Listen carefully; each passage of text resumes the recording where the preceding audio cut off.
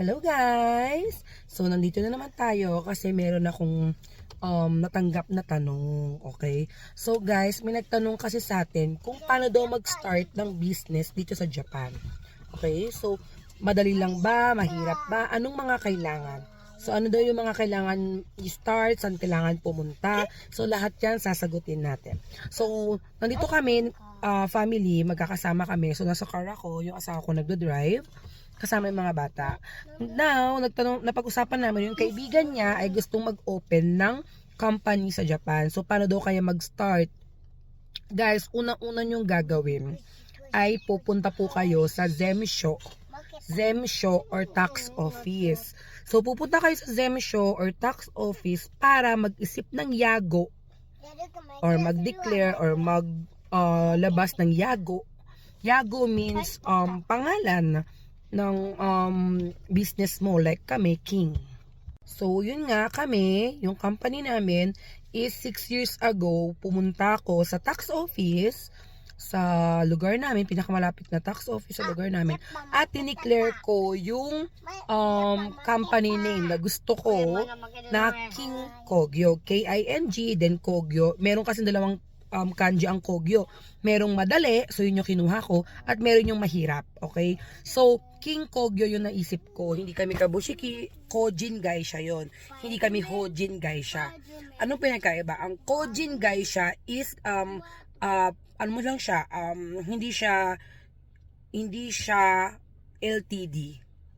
Okay? So, yung kabushiki naman, yun yung malaki na. So, ngayon, malaki na yung amin. Yun na yung kabushiki Gaisha King na kami. Pero, nung nag-start kami is King Kogyo. Industrial pa lang siya. Industry, parang gano'n. Tapos, ayun nga. So, that time is King Kogyo kami. 2018 yun. Then, ang pangalan, King Kogyo. Then, tatanungin ka nila kung lahat ba ay big, lahat ba ay small. So, guys, hindi kayo pwedeng yung tinamad lang kayo, kaya small na lang. Hindi pwedeng ganon. Kung ano yung ni-register nyo, yun lahat. Pati inkan nyo, stamp nyo, lahat. Bank, lahat yun ang gagamitin nyo. So, kami, pinili namin lahat bold. Bold as in K-I-N-G na puro big.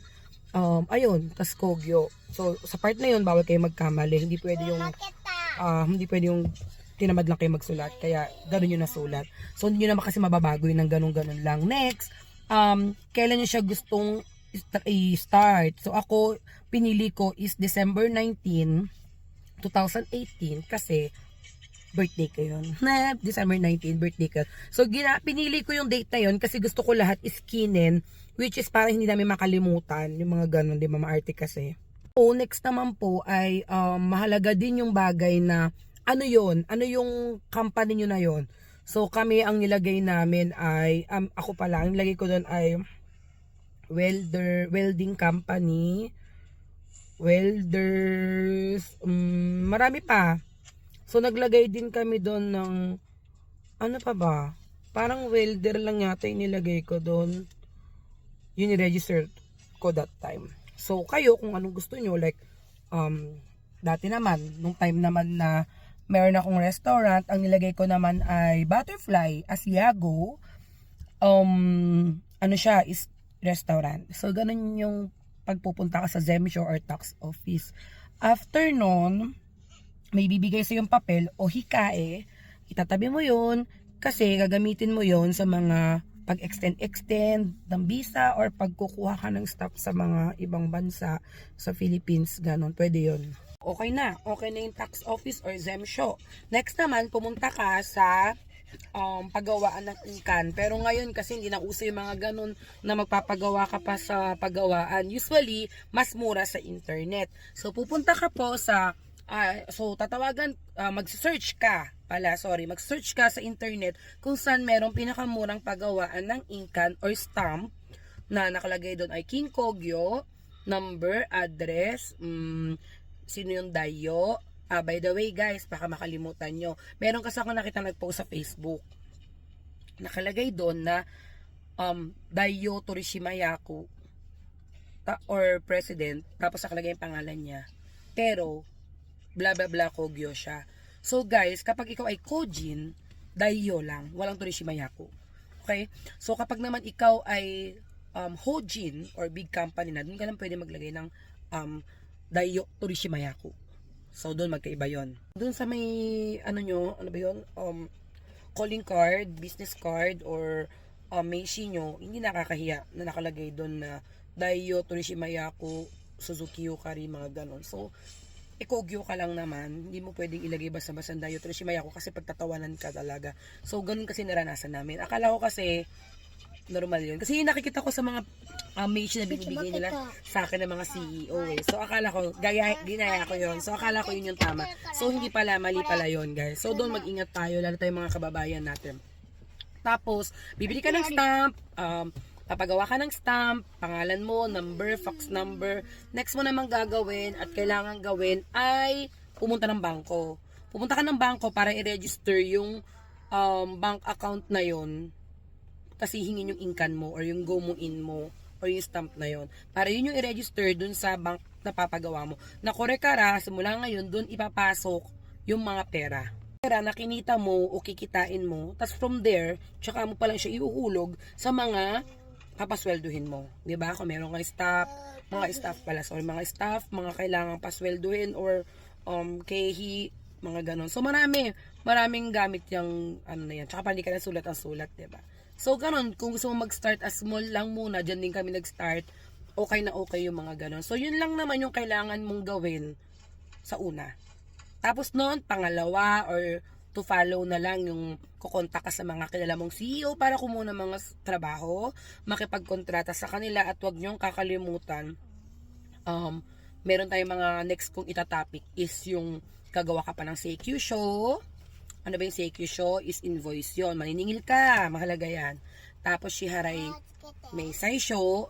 Anong pinagkaiba ng Shiharai Meisai show sa Kiryo Meisai show? So, maraming hindi nakakaalam yan, guys. At relate na relate kami kasi kami din ay hindi namin alam yan nung una. So, marami din kami naging pagkakamali, especially nung first 2 years namin. Sobrang dami na akala namin parehas yun. Akala namin magkaiba yung mga ganon. So, sobrang dami namin pagkakamali na to the point na pumunta pa nga yung rookie sa office para mag-search. Nagpunta pa yung immigration sa amin para mag-search. So, maraming nangyari na naging lesson learned sa amin na syempre hindi naman kami pinabagsak ng pagsubok pero pinatatag kami. Diba? So, ganun talaga, guys. Marami pa akong gustong itapik sa mga susunod ko pang video. Like, ano ang magiging benefits at ano yung mga disadvantage ng pagkakaroon ng company dito sa Japan. So, yun, gusto ko lang din ma-share sa inyo yung mga experiences namin kasi yun ang pinaka best lesson na ng buhay business dito sa Japan. Yun lang. Guys, marami kayo natutunan kasi ako marami. Okay, so yun lang. Marami lang akong gustong i-share sa inyo kung ano lang yung alam ko. At ayoko naman din marunong. Syempre, kung ano lang din yung naranasan namin at na-experience namin sa pagbibusiness dito sa Japan, yun lang din yung gusto naming i-share sa inyo, di ba? So, yun lang po. Sa susunod ulit, mag-comment lang kayo kung may mga gusto kayong itanong at itapik natin. Okay? Thank you so much. And good luck po sa pagkakaroon ng business dito sa Japan. Hindi madali. Pero kung nag-e-enjoy kayo at may enjoy nyo, katulad namin, kahit nakaka-stress, syempre, masaya pa din.